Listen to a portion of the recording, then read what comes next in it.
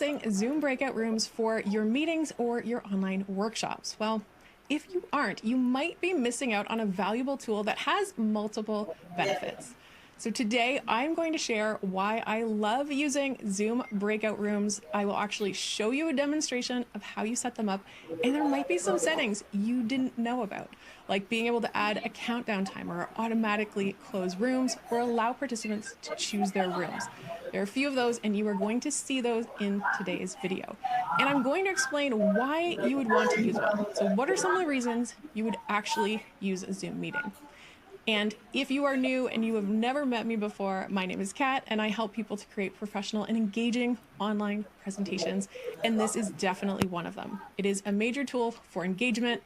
I love using them. I try to incorporate them as much as I can, and I'll share some of the considerations that I use when it comes to this.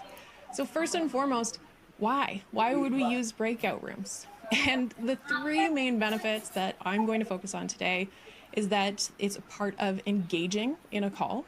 It also allows everyone in the call to directly apply what it is they're learning or talking about or thinking about next steps or taking action. And then also it is a form of social connection, which is something that is often missing in our online virtual environment. So let's start with engagement. When it comes to engagement, if you know you've got a breakout room coming up in a meeting, chances are you're going to be a little more attentive or paying attention to when you get that invite to go into the room. It is harder to multitask, and it really can keep you present. The other thing is, when you go in that room, you're probably going to be expected to do something. So people tend to pay a little bit more attention. Not always, it's not perfect, but they'll know that, okay, we're going to talk about this in the meeting, so maybe I should be paying attention in this meeting. So really, it sets that expectation from the start that I need to be here and not on my phone, checking email, or walking away from my computer completely with my camera off. This is the type of thing where I need to actually be present.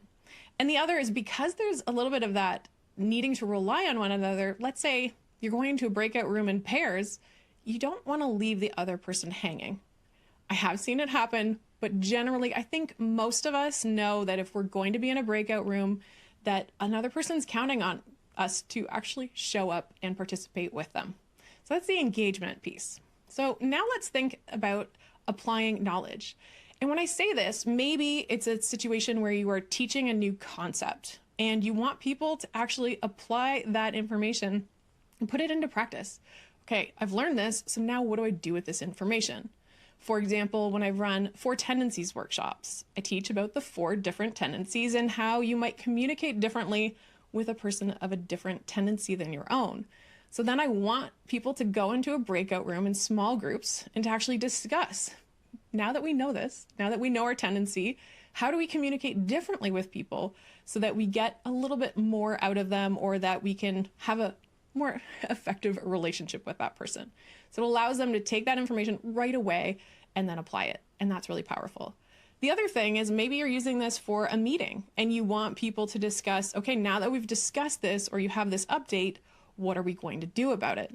Or you can even break people into groups and each group can discuss a different component. There are a lot of different ways that you can use this, but what it does is gets people on their just on this topic right away, and they can kind of get their hands dirty and start working on that subject right in the moment, so that as soon as you learn it, you can actually take action and figure out what's next. Now, finally, social connection.